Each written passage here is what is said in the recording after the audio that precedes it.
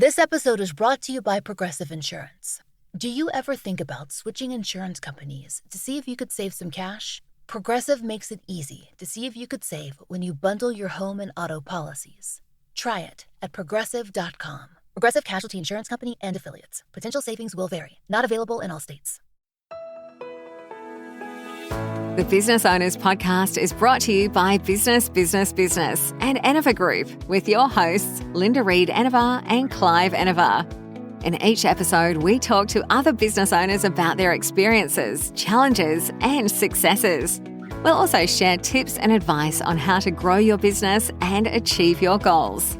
If you're a business owner or you're thinking about starting a business, then the Business Owners Podcast is for you. Hi, everyone. Welcome to the Business Owners Podcast. In this episode, my guest is Rose Davidson. Rose Davidson has been a member of the business community for a while, and she has her own unique way of doing things that helps you as a business owner get out there and share your story. I would like to introduce Rose, and I would like to thank her for having me on her podcast, Talking with the Experts. And now we get them to return the favour and interview Rose and get to know a little bit about her on the Business Owners Podcast. Hi, I'm Rose Davidson, a podcast host, producer, coach, and the creative mind behind Talking with the Experts podcast. My mission? Harnessing the power of online media to amplify voices globally through coaching others how to use podcasting as a tool for global recognition. I am the co-author of a bestseller, and my insights have graced the pages of Brains magazine and beyond.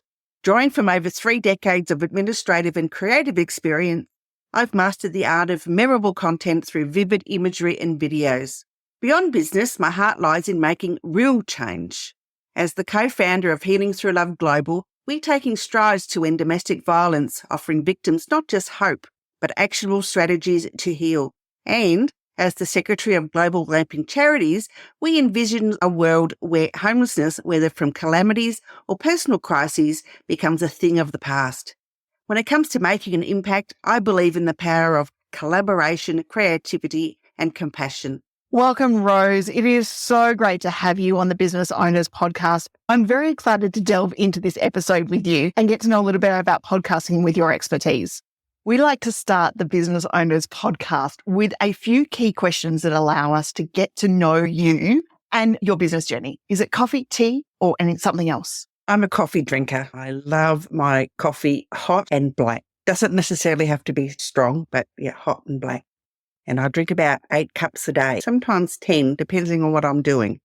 Yeah, I do drink tea. Not that I dislike tea. I just prefer my coffee. I don't know why. Just not that it keeps me awake because, I can drink coffee before I go to bed and I can still sleep. So there's nothing to do with the caffeine that's in the coffee, that's for sure. Are you an early bird or a night owl? Or can you do a little bit of both? A night owl, that's me. Yes, I'm a night owl. You'll quite often find me going to bed at 2 or 3 o'clock in the morning, which means I don't usually get out of bed till about 10 or 11 in the morning, so that I can have enough sleep. If I don't get enough sleep, then I'm a cranky pants and don't talk to me for the rest of the day. Pretty much how it is at my house. I don't my creativity on till about 7 o'clock at night for some odd reason. I don't know. It's been like that for years. Even when I was doing craft work, I got most creative after 7 o'clock at night. It's just really very strange. What book are you currently reading and why can't you put it down?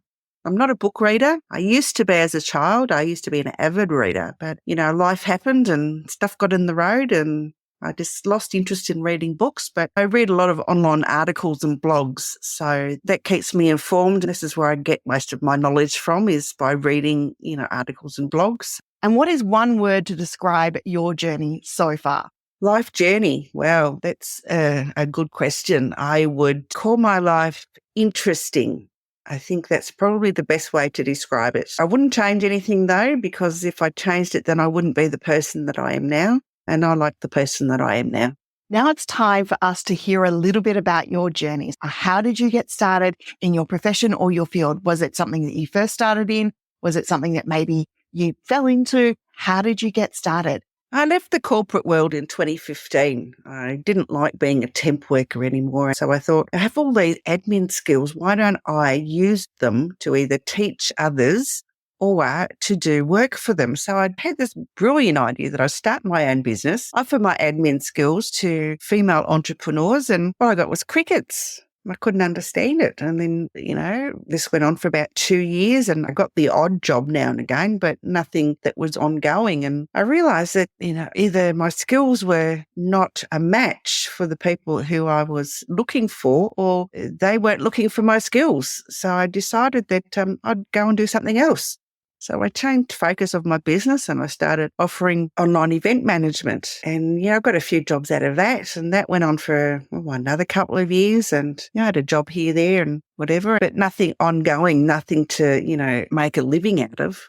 And then the pandemic hit in 2020. And didn't that put a whole lot of brakes onto everything, especially to bricks and mortar businesses who had to close their doors because of lockdown? And that's what I noticed, that a lot of bricks and mortar businesses were closing their doors, and a lot of them didn't realise that they could take their bricks and mortar business and turn the business into an online business. I'd heard of podcasting and I'd listened to a few of them, and I thought, gee, I'd done a bit of live streaming and I quite enjoyed the interview process. So I thought, why not start a podcast? That's what I did. I had the idea just about the end of June, and by July, I had my podcast up and going. I didn't do a big launch or anything. I had no idea what I was doing. I, searched Google for all the information I could find, and really it was all quite confusing. So I thought, I'd just do it my way, which I did. Was there any defining moments within your journey? What was the moment that, was clear to you that this was the thing that was going to work for you or wasn't going to work for you? And just explain that a little bit for us. So I had my first interview on the 13th of July of 2020, and since then I've interviewed over 500 people, and I've really enjoyed that journey. It's been an amazing ride, and I've met some wonderful people. Sam Cawthorne of Speakers Institute, he was once Young Australian of the Year. There's been Ronsley Vaz, who is a well-known entrepreneur in podcasting circles, and then there's James Whitaker. He was the producer of a movie. They're probably my 3 stars that I've interviewed. But, amongst the 500, there are a few others that stand out. But, they're probably my 3 biggest names, I guess, that I've interviewed. Although I did receive an email from Grant Cardone's Speakers Bureau asking me if I would interview his speakers on my podcast. So it was a big surprise when I got that email. Trust me, it was one of those defining moments, I guess, to say that maybe I'd finally arrived and that this podcasting gig was worth all the effort and heartache and tears and sweat and long hours. Have there been any influential figures in your life or career so far that have got you to this stage? I guess, through my journey, there have been people that I look up to, that I admire. I don't know that anyone's particularly influenced me in my life, but, people like yourself, Linda, you've been on my podcast, you've also been, spoken at one of my summits, and I admire the work that you do. And I think we've known each other for a long time, not, closely, of course, but we've been in each other's proximity, and you are one of the people that I admire. There are others that I do admire, and some of them have become my friends, and they've offered their knowledge to me and helped me through my little crises that I've had during the last few years. And without them, I probably wouldn't be where I am now.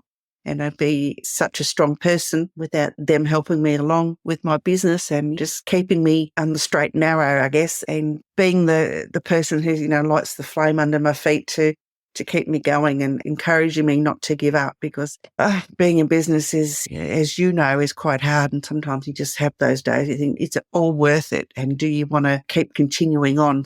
So I guess, I don't have any influential figures, but I do have several people that I admire and I have taken advice from and followed what they do. And, it's helped me in my business. It has been my honour to be part of your journey and influence and help you along the way. So the future of business is always changing. So it's an important question that we ask you in the Business Owners podcast about the future of your industry. So how do you want to shape the future and the profession of your field? Are there any dream projects or collaborations that you wish to pursue within your field? Podcasts are one of the easiest and most cost-effective ways to market a service-based business and to offer to an audience exactly what they might be looking for. Podcasts are also a fantastic way to connect with potential customers, who are interested in what you have to say. And, you can become an expert and a celebrity in your field, because podcasting is only in its infancy, even after all these years. There's only just over 3 million podcasts in the world compared to 600 million blog posts. So, for podcasting to catch up, we need a lot more podcasters. And I don't think there's enough people teaching that. So I decided a couple of months ago that I was going to launch my own 6-week program where I teach service-based business owners how to create and launch a successful podcast using my proprietary Opal system. What advice would you give to someone else starting out in this domain? Because they are the future of our industries, and it's important as business owners we encourage and we support them along the journey. I guess if I were to offer any advice on starting a podcast, is that all you need to start is a camera, a microphone, a quiet place to do your podcast, and some good lighting, and just make sure you've got about 4 episodes done before you launch your podcast, so that whilst you're interviewing other people, you have backlog of content to share. So that is so true. Sometimes we overcomplicate the getting started of things. Sometimes we just need to get a few things underway and get started. And as you mentioned, a good microphone, a quiet place gets us started in our podcasting journey. Before we wrap up this Business Owners podcast, we like to ask our guests 2 questions. One is, how do you balance your personal life and your business?